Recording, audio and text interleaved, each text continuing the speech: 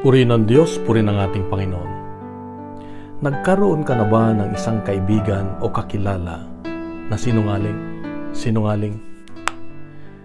Bigla kong naalala itong isang dati kong katrabaho nung nag-abroad ako. At wala siyang ibang masabi kundi pawang kasinungalingan. Nung una ako'y naniniwala, pero bandang huli na sa pagsasama namin, actually, naging best friend ko pa siya, ay palaging nagsisinungaling. Kala ko totoo. Pero kung nakikinig man siya ngayon, Brad, saan ka man ngayon? Ay paramdam ka. Dahil matagal na kitang hinahanap. Pero itong kaibigan ko na ito ay mahal na mahal ko. Bakit? Kasi siya yung very sweet sa akin. Sinungaling nga lang, pero sweet na sweet siya sa akin. Ibig sabihin, nandyan sa lagi na nag-aaruga sa akin. Pag mayroon akong karamdaman na hindi maganda, pag mayroong pangailangan, nandyan siya na tumutulong. Sinungaling nga lang. Dito ay maalala ko yung ebanghelyo ngayon na sinabi ni Lord, if you mean yes, do it. If you mean no, it must be a no. More than that, ay from the evil one. Huwag kang manumpa kung hindi mo gagawin. Isa sa mga natutunan ko sa buhay ay pag ikaw ay masyadong masaya, huwag kang mangako. Dahil siguradong baka magbago yon. At ganoon din pag ikaw ay galit o masamang pakiramdam, huwag kang mangako. Dahil hindi mangyayari. Anong gagawin? Magpalampas ka muna, magpalipas ka muna hanggang yung isipan mo ay nasa tamang estado. Huwag kang mangako dahil sa yung nararamdaman o feeling na tinatawag. Bakit? Dahil unang-una napakahalaga yung ating integridad. Ang integridad natin ay matibay kung tinutupad natin ang ating mga pangako.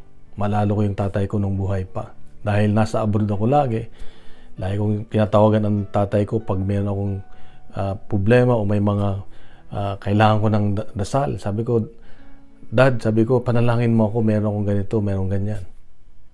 Tapos, nawala na sa isipan ko, after ilang araw, tatawag na siya. Ano nangyari dun sa pinagdasal natin?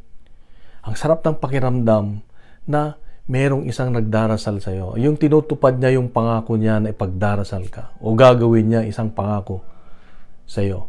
Kaya hindi ko makalimutan yung tatay ko dahil meron siyang integridad pagdating sa pagdarasal. Lagi mo siyang maasahan.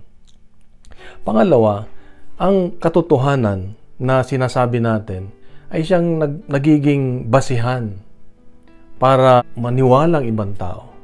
Kasi pag totoo yung sinasabi natin, totoo yung sinasabi mo, yung pangako mo, ay siguradong magtitiwala ang ibang tao sa atin. At pangatlo, yung pagiging totoo natin, pagiging honest natin ay isang forma, isang halimbawa ng pagmamahal, love. Honesty is a form of love. Bakit?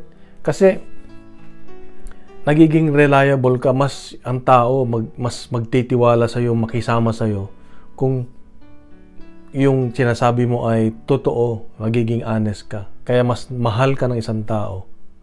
Magtitiwala sa sayo dahil ikaw ay isang taong marunong tumupad sa iyong mga pangako. Kaya ang paalala ng Diyos sa akin ngayon, huwag kang mangako o manumpa kung hindi mo rin lang gagawin. Sabi nga ng Diyos, sabihin mo na lang na oo kung oo at hindi kung hindi.